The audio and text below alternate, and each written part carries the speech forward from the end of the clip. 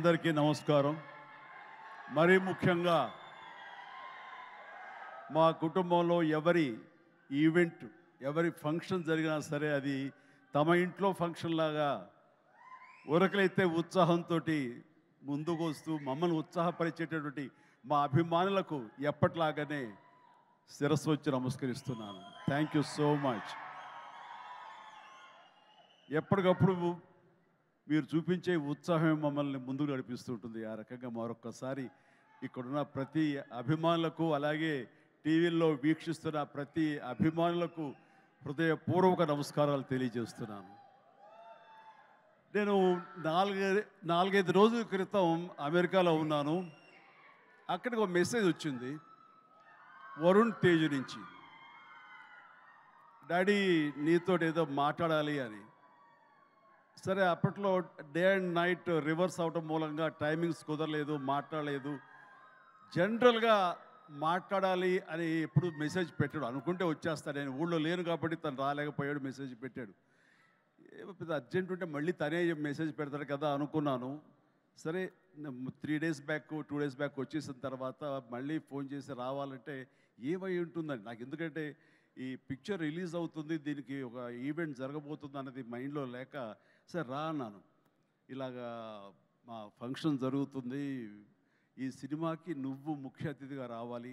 నాకు తెలుసు నిన్ను బయట వాళ్ళు పిలుస్తారు, నువ్వు వెళుతుంటావు, కొంచెం ఎంతో కొంత ఇబ్బంది ఉంటుంటుంది, అలాంటి ఇబ్బంది నీకు కలుగ చేయకూడదని చెప్పేసి ఎప్పుడు నేను అడగను. ఎప్పుడు ముఖందాకు వచ్చావో తర్వాత ఇంకో దానికి వచ్చావో లేదో, అంతేగాని మళ్ళీ నాన్న తర్వాత నువ్వు వస్తే బాగుంటుందని. ఎందుకంటే నీలాంటి వ్యక్తి, ఇంత గొప్ప హీరోస్, మన బార్డర్లో ఫైట్ చేసేటువంటి హీరోస్ మీద ఒక సినిమా చేస్తున్నప్పుడు దాని గురించి 10 మందికి తెలియజెప్పేలాగా, 10 మంది మోటివేట్ అయ్యేలాగా మీరు కనుక ఆ ఫంక్షన్లో పార్టిసిపేట్ చేస్తే ఆ యొక్క రీచ్ వేరు. రండి అని చెప్పేసి పిలిచిన వెంటనే ఇది గొప్ప అవకాశం నాకు. అది నేను రావడం వాళ్ళకి అవకాశం కాదు. ఇలాంటి గొప్ప సినిమా గురించి, ఇలాంటి గొప్ప హీరోల మీద తీసే సినిమా గురించి, మన బార్డర్లో ఉండే మన కోసం, మన రక్షణ కోసం, మన సరిహద్దులో ఫైట్ చేసేటటువంటి వారియర్స్ గురించి ఇలాంటి సినిమా తీసినప్పుడు దాని గురించి 4 మాటలు చెప్పడం అనేది నాకు దక్కినటువంటి గొప్ప అవకాశంగా నేను భావిస్తుంటాను. అలాగా ఈ ఫంక్షన్ రావడం అనేది నాకు నిజంగా చెప్తాను చాలా గర్వంగా ఉంది. సో ఇందులో ఉండే పాయింట్స్ ఏమిటి అన్నప్పుడు, నాకు ఎప్పుడైతే పుల్వామాలో జరిగినటువంటి ఈ టెర్రరిస్ట్ అటాక్ ఉంది, అది ఒక బ్లాస్ట్ అయ్యి 40 మంది సిఆర్పిఎఫ్ వాళ్ళు చనిపోవటం చూసాము. ఇందాక లాస్ట్లో నేను లాంచ్ చేసిన సాంగ్లో చూసినప్పుడు నాకు ఆ విజువల్సే కనిపించాయి.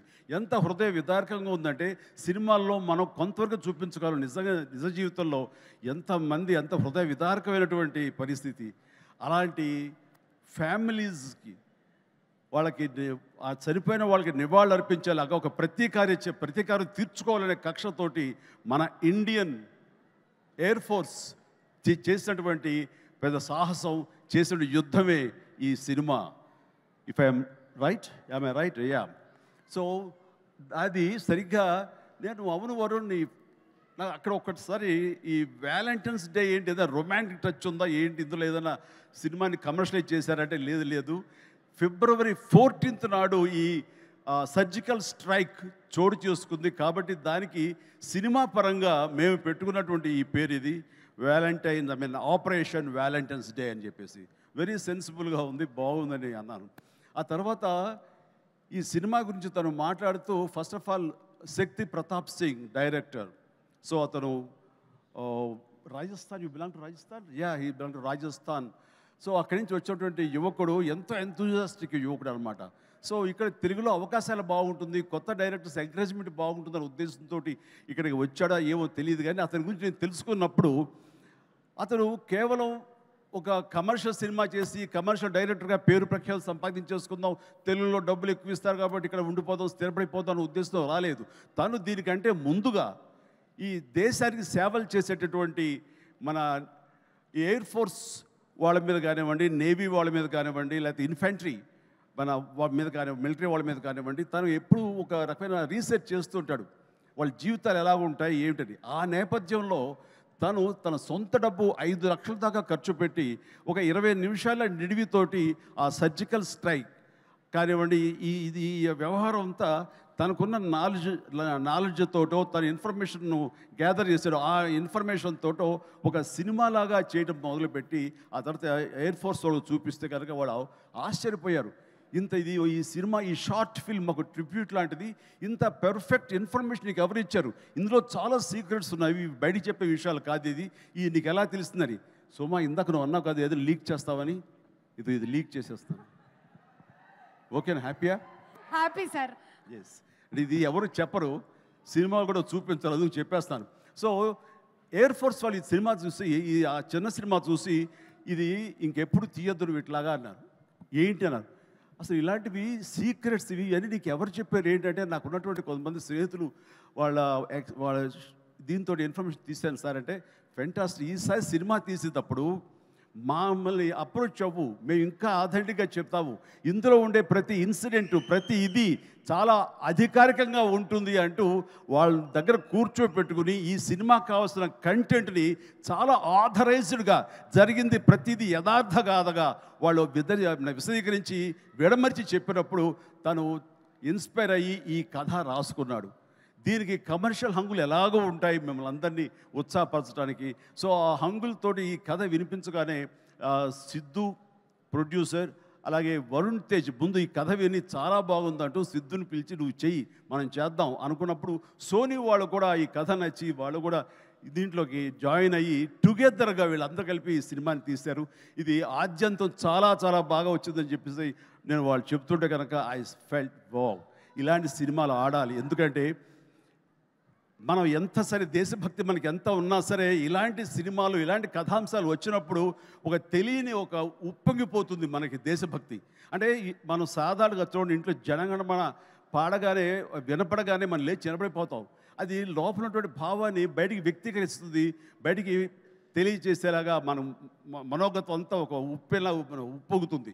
సో అలాగా ఇలాంటి కథలు వచ్చినప్పుడు ఖచ్చితంగా మనం రొమాంటిక్ సినిమాలు, ప్రేమ సినిమాలు, యాక్షన్ సినిమాలు చూస్తుంటాం, వాళ్ళని ఆదరిస్తుంటాం, వాళ్ళకి డబ్బులు ఇస్తుంటాం. కానీ ఇలాంటి సినిమాలు మన కోసం చేసినప్పుడు ముఖ్యంగా యూత్ ఇలాంటి సినిమాలు చూడాలి. మన కోసంగా చలిలోనూ అక్కడ నిద్రాహారాలు లేకుండా ఏడారుల్లోనూ ఎలాగ కాపు కాస్తారు, ఎలాగ మనం రక్షిస్తారు అనేది ప్రతి ఒక్కరు చూడాలి. ఎందుకంటే ఈ సినిమా చూడటం అనేది మీ వినోదం కోసం ఒక పక్కన పెడితే, ఈ సినిమా అనేది ఒక ఎక్స్పీరియన్స్ అని మీరు పక్కన పెడితే, ఈ సినిమాకు సంబంధించినటువంటి అలాంటి రియల్ హీరోస్ వాళ్ళకి ఒక సెల్యూట్. ఈ సినిమా మనందరం చూడాలి, చూసి తీరాలి. అండ్ ఆ రకంగా ఈ సినిమాని ఎంతో రీసెర్చ్ చేసి చాలా ఆథెంటిక్గా తీయగలిగాడు అది శక్తి ప్రతాప్ సింగ్. సో అలాంటి శక్తిని నేను మనస్ఫూర్తిగా అభినందిస్తూ, ఇక్కడ ఇంకొక విషయం, శక్తి మన తెలుగు పరిశ్రమకి ఇంకొక చక్కటి మెసేజ్ ఇచ్చాడని నేను భావిస్తాను వ్యక్తిగతంగా. ఈ సినిమా రిలీజ్ తర్వాత హిట్ సూపర్ హిట్ అవుతుంది వేరే విషయం, బట్ ఈ సినిమా రిలీజ్కు ముందే హిట్ అయ్యేలాగా తను చేసేటువంటి ప్రొడక్షన్ వాల్యూస్ అంతా ఇంత కాదు. ఎందుకంటే ఈ సినిమా కేవలం 75 డేస్లో తను తీయగలిగాడు. అలాగే budget with in the rich, చాలా తక్కువ బడ్జెట్లో, రీజనబుల్ బడ్జెట్లో చేశాడు. ఎవరైనా ఈ సినిమా చూస్తే కనుక, ఈ రిచ్నెస్ చూస్తే కనుక, ఆ ఎక్విప్మెంట్ కానీ ఆ ఫ్లైట్స్ కానీ అవన్నీ కూడా ఫ్లై అయ్యేలా తీశారంటే అది నిజంగా వాళ్ళు విన్నటువంటి బడ్జెట్లో అది ఆషామాషి విషయం కాదు అది. సో ఆ రకంగా సినిమా రిలీజ్కి ముందే తను సూపర్ సక్సెస్ అయ్యాడు శక్తి అని నేను మనస్ఫూర్తిగా నా అభినందనలు తెలియజేస్తాను. ఇది చాలామందికి ఒక మోటివేషన్ అవ్వాలి, చాలామందికి ఇది ఇన్స్పిరేషన్ అవ్వాలి. సో డబ్బు ఖర్చు పెడితేనే కాదు రిచ్నెస్ వచ్చేది. రిచ్నెస్ ఎలాగొస్తుందంటే మన థాట్ నుంచి వస్తుంది. ఎలా తీస్తే, తక్కువలో ఎలా తీసి ఎలా రిచ్గా చూపిస్తే అటు సినిమా రిచ్గా ఉంటుంది, ఇటు నిర్మాతలు బాగుంటారు, అన్ని రకాలుగా సినిమా ఇండస్ట్రీ ఫ్లరిష్ అవుతుంది. అది కూడా దృష్టిలో పెట్టుకోవాలి. ఆ రకంగా శక్తి ఈ మన తెలుగు పరిశ్రమలో యంగ్ డైరెక్టర్స్కి వాళ్ళందరూ కూడాను ఒక చక్కటి మెసేజ్ ఇచ్చాడని మనస్ఫూర్తిగా నేను భావిస్తాను, నమ్ముతున్నాను. అదే రకంగా అతను నేను మనస్ఫూర్తిని అభినందన తెలియజేస్తున్నాను. ఇక ఇందులో చాలా స్మార్ట్గా ఒకప్పుడు నాకు డైనీ కనిపించాడుగా కనిపిస్తున్నాడు ఈ షతాఫ్ అండ్ వండర్ఫుల్. నాకు ఒకసారి డేనీ డొంజోగ్పా ఉన్నట్టుగా ఉన్నాడు ఆయన. ఆయనకి ఈ సినిమా తర్వాత తెలుగు ఇండస్ట్రీలో మంచి అవకాశాలు వస్తాయి. So all the very best. God bless. అలాగే ఇంకా నవదీప్ ఉన్నాడు. నవదీప్ చూసేగా మా ఇంట్లో రామ్ చరణ్, రాణా, వరుణ్ వీళ్ళలాగానే తను కూడా చాలా అల్లరోడు, కానీ చాలా సినిమా వరకు చాలా బుద్ధిగానే ఉంటాడు. అండ్ వాళ్ళ ఫ్యామిలీ అంతా నాకు తెలుసు, వాళ్ళ అమ్మగారు వాళ్ళందరూ కూడా నాకు బాగా పరిచయం. ఆ రకంగా మా కుటుంబ సభ్యుడిగా నేను భావిస్తుంటాను. ఈ సినిమాలో నాకు ధ్రువలో తన పెర్ఫార్మెన్స్ చాలా బాగా నచ్చింది ఈ మధ్యకాలంలో. అలాగే ఈ సినిమాలో కూడా చాలా చక్కటి క్యారెక్టర్ చేస్తుంటానని నేను భావిస్తాను. ఇంకా మంచి క్యారెక్టర్స్, ఇంకా నువ్వు వెరీ స్ట్రాంగ్ హీరోగా ఉండాలి నా కోరిక. అసలు హీరోగా ఉన్నటువంటి ఆ లక్షణాలు అన్నీ ఉన్నాయి. బట్ వస్తుంది అవకాశం, చేద్దాం. అండ్ దెన్ నేను ఎప్పుడు టైం పాస్ అవడం కోసంగా చూస్తుంటే ఒక వ్యక్తిని తరచూ చూస్తుంటాను ఈ మీమ్స్లో. అదే ఏం మస్తు షేడ్స్ ఉన్నారా నీలో అని. నో మస్తు షేడ్స్ ఉన్నాయరా, ఏమ్రో కమల్ హాసన్ లాగానే అనేది. సో మనిషి టాలెంట్ ఉంటే ఇది అంటారే, అన్నం మెతుకు చాలు ఉడికిందా లేదని తెలియడానికి. ఆ రకంగా వీళ్ళందరూ వాళ్ళ టాలెంట్ని ఈ రకంగా వాళ్ళు చూపించుకుని నాలాంటి వాడి దృష్టిలో కూడా పడేలాగా ఉంది. అండ్ చిన్ననాటి నాస్టాలజిక్ ఫీలింగ్స్ నువ్వు చెప్పగలిగావు. I'm also so happy. నన్ను చూసి మీరు అంత ఆనందపడతారో, మీ ఫీలింగ్స్ చెప్పినప్పుడు, మీ చైల్డ్హుడ్ విషయాలు చెప్పినప్పుడు నాకు అంతే ఆనందంగా ఉంటుంది, అంతే ఇన్స్పిరేషన్గా ఉంటుంది. I'm really glad to hear that. So nice of you. And then ఇక హరిరామ్ జోగయ్య గారు టెక్నీషియన్స్గా పోలిస్తే వారు మాకు మంచి మిత్రులు. అండ్ వారికి నా అభినందన తెలియజేస్తున్నాను. అండ్ తర్వాత ఇక్కడ డిఓపి హరి గారు, వారికి కూడా మా బెస్ట్ విషెస్. ఈ సినిమా పెద్ద హిట్ అవుతుంది, ఆయన విజువల్స్ కూడా బాగుంటాయని నేను నమ్ముతున్నాను. ఆయన కూడా మంచి పేరు రావాలి. ఇక విజయ్ వీళ్ళందరూ, అలాగే ఓకే, గాడ్ బ్లెస్. అలాగే సిద్ధు కూడా మంచి ప్రొడ్యూసర్గా ఎదగాలని మనస్ఫూర్తిగా కోరుకుంటున్నాను. మీరు చెప్పే దగ్గరకు వచ్చేదో కాదు. Good luck please. And then ఇక్కడ యంగ్ డైరెక్టర్స్ చాలామంది వచ్చారు, కరుణాకర్ ఇలాంటి వీళ్ళందరూ కూడాను ఈ సినిమాలో వాళ్ళ సినిమా అన్నట్టుగా భావించి వాళ్ళు చెప్పినటువంటి మంచి మాటలు, గుడ్ విషెస్ ఈ సినిమాకి బలంగా ఉంటాయి. ఇక అందరి గురించి చెప్పి, నా బిడ్డ వరుణ్ తేజ్ చిన్నప్పుడు సరే అందరూ ఒకే చోట తిన్నాము, ఒకే చోట పెరిగాము, ఒకే చోట పడుకున్నాము. వాళ్ళ జీవితం అంతా నాతోటే. అండ్ వాళ్ళు ఏది అవ్వాలని సరే వాళ్ళని అది అవ్వనివ్వకుండా చేశానేమో. రోజు నేను మేకప్ వేసుకుని నా సినిమాలు చూస్తూ, నా ఇంట్లో కాస్ట్యూమ్స్, మేకప్ ఇవన్నీ చూసి వాళ్ళు ఇంకో రకంగా ఆలోచించలేకపోయారు. అందుకనే వాళ్ళకి ఏం చేయాలా అన్న ఆలోచన ఒకవేళ చదువు అయిపోయిన తర్వాత యాక్టర్ కాక ఇంకెందుకు మనం అనేది అనుకున్నారేమో. నా దగ్గర చెప్పగానే నేను ఇలాంటి వాటిలో చాలా ఎంకరేజ్ చేస్తాను. ఎందుకంటే film industry the best film industry. నేను దీన్ని చాలా గౌరవిస్తాను. ఇది కళామ తల్లి అని నేను భావిస్తుంటాను. మనం ఎంత గౌరవిస్తే ఆ ఫిల్మ్ ఇండస్ట్రీ మన అంతగా ఆదరిస్తుంది, హక్కును చేర్చుకుంటుందని బలంగా నమ్మేవాడు నేను. కాబట్టి ఇలాంటి ఇండస్ట్రీకి నా బిడ్డలు వస్తే కనుక అంతకంటే కావాల్సింది ఏముందంటూ ఎంకరేజ్ చేస్తాను. వచ్చిన దగ్గర నుంచి నన్ను ఇన్స్పిరేషన్గా తీసుకున్నాడా, ఇంకెవరిని తీసుకున్నాడో ఏమో కానీ, ఈ పరిశ్రమకు వచ్చిన తర్వాత నుంచి నన్ను ఫాలో అవటం లేదు ఎప్పుడు. అది గుడ్. నేను దాన్ని హర్షిస్తాను. తను ముందు నుంచి కూడా చేసిన ప్రతి సినిమా డిఫరెంట్ జోనర్. నాకు తెలిసి ఇలాంటి యంగ్స్టర్స్ ఎవరికి కూడా రాని అవకాశం, మా కుటుంబంలో ఉన్న ఇతర హీరోస్ కూడా రాని గొప్ప అవకాశం వరుణ్ తేజ్కి వచ్చింది. అది కేవలం అవకాశం రావడం కాదు, అవకాశం తను క్రియేట్ చేసుకున్నాడు, దాన్ని అందిపుచ్చుకున్నాడు, ప్రూవ్ చేసుకున్నాడు, మీ దీవెనలు పొందాడు. ఈ రోజున ఈ స్థాయిలో ఈ స్టేజ్ మీద ఇలా ఉన్నాడు. అంటే ఉదాహరణకి ఫస్ట్ ఫిలిం ముకుంద చూస్తే ఒక రూరల్ లవబుల్ బాయ్. ఆ తర్వాత కంచా, అసలు ఎప్పుడుదో 1947 ఆ టైంలో వరల్డ్ వార్ సెకండ్ టైంలో ఉన్నటువంటి ఒక సైనికుడు, మిలిటరీ సైనికుడుగా. ఆ తర్వాత ఒక హ్యోమగామిగా, ఆస్ట్రోనాట్గా. అలాగా ఇంకో సినిమా ఒక గద్దర్ గణేష్, అది నాకు చాలా ఫేవరెట్ గెటప్. అది చూస్తే కనుక పెర్ఫార్మెన్స్ అది చాలా డిఫరెంట్గా చేశాడు. నా ఫేవరెట్ ఫిల్మ్ అది వరుణ్లో. అండ్ తన స్టైలు, హెయిర్ స్టైల్ దగ్గర నుంచి నడక, ఆంగికం, గెస్టర్స్ ఇవన్నీ కూడా చాలా డిఫరెంట్గా ఉంటాయి. ఆ సినిమా కానివ్వండి. ఆ తర్వాత ఇక ఎన్ఆర్ఐ చేసినటువంటి ఫిదా కానివ్వండి, లేకపోతే లోకల్ సోఫిస్టికేటెడ్గా ఒక లవర్ బాయ్గా చేసిన వాళ్ళ బాబాయ్ ఇన్స్పిరేషన్ తోటి చేసిన తొలి ప్రేమ కానివ్వండి. అలాగే లేటెస్ట్ ఫిల్మ్స్ వరకు కూడాను ప్రతిదీ చాలా ప్లాన్డ్గా తను చేసుకుంటూ వచ్చాడు, సక్సెస్ఫుల్గా చేసుకుంటూ వచ్చాడు. ఆ ప్లాన్లో ఒక భాగమే లావణ్యను కూడా కట్టుకున్నాడు. అది సో ఆ రకంగా ప్రతిదీ వెరీ వెరీ సక్సెస్ఫుల్ స్టెప్స్ వేసుకుంటూ అన్ని జోనర్స్ యొక్క టచ్ చేస్తూ ఈ 13 తను చేసిన 13 సినిమాలు ప్రతిదీ వైవిధ్యమైన సినిమాలు చేసుకుంటూ ఎవరికి రానట్టు డిఫరెంట్ జోనర్స్ చేయగలిగాడంటే నేనేదో రొమాంటిక్ హీరో, నేను యాక్షన్ హీరో, కేవలం ఇలా చేయాలి అన్నది కాకుండా డిఫరెంట్ సినిమాలు చేసుకుంటూ వచ్చాడు.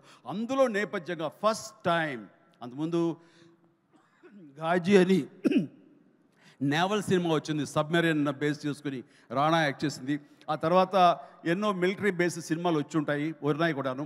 కానీ air strike, surgical strike, air force మీద సినిమా మాత్రం మన తెలుగులో ఇదే మొట్టమొదటి సినిమా. ఇలాంటి సినిమా రావడం అన్నది విజువల్ ఇంపాక్ట్ ఉంటుంది, మీ అందరికీ విజువల్ ఫీస్ట్. ఎందుకంటే ఈ మధ్యకాలంలో నేను లాస్ట్ ఇయర్ వెళ్ళినప్పుడు టాప్ గన్ సినిమా చూశాను. టాప్ గన్ సినిమా చూస్తే ఇంత బాగా మనం చేయగలమా, ఎంత బాగా చేశారు అండ్ అంటూ నేను చాలా ఆశ్చర్యపోయాను విజువల్స్కి. అది 1 year బ్యాక్ చూసిన సినిమా. అది ఈరోజు చూస్తే కనుక మనలో మన తెలుగు వాళ్ళు, మన వరుణ్ తేజ్, మన సిద్ధు, మన శక్తి వీళ్ళందరూ కలిపి అలాంటి సినిమాని ఇక్కడ ఈజీగా చేసి అవతల పడేశారంటే టాలెంట్ అనేది ఎవడబ్బా సొత్తు కాదు, మనం కూడా ఆ స్థాయిలో ఉన్నాము.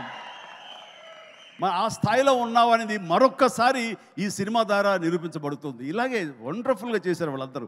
అండ్ ఈ రోజున అలాంటి విజువల్స్ తోటి సినిమా చూడలేదు ఒక వండర్ఫుల్ ఒక ఎక్స్పీరియన్స్ ఇది నేను అనుకుంటున్నాను. ఆ ఎక్స్పీరియన్స్ ప్రతి వాళ్ళు అనుభవించాలి, ప్రతి వాళ్ళు చూసి తినాలి. అది నాకైతే మాత్రం March 1 ఎప్పుడో చేస్తుందా, ఎప్పుడు చూద్దాం అని అన్నీ కుదిరితే కనుక ముందు రోజు చూపిస్తానని భావిస్తాను నేను. ఓకే చూద్దాం.